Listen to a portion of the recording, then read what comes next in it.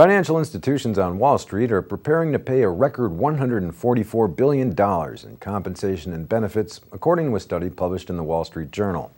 The payout, covering bonuses, premiums, and stock options for the firm's executives and employees, is a 4% raise over the previous record $139 billion that was handed over in 2009. The study, which covers 35 Wall Street firms, including banks, investment banks, hedge funds, and money-managing groups, found that 29 of the institutions were also expected to see revenue rise by 3%, from $433 to $448 billion. The 2010 profit for the firms of some $61 billion is still a 20% decline on the $82 billion in 2006.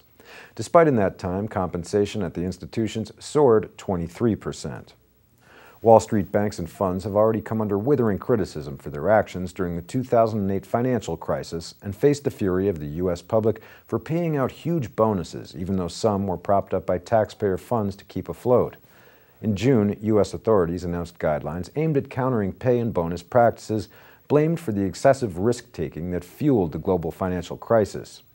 The rules, however, did not prohibit any specific forms of payment for incentive compensation or establish mandatory compensation levels or caps.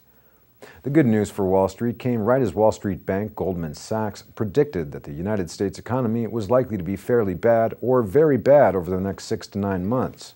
And the U.S. Labor Department announced that the U.S. economy lost 95,000 jobs last month, including the largest cuts by local governments nationwide in 28 years.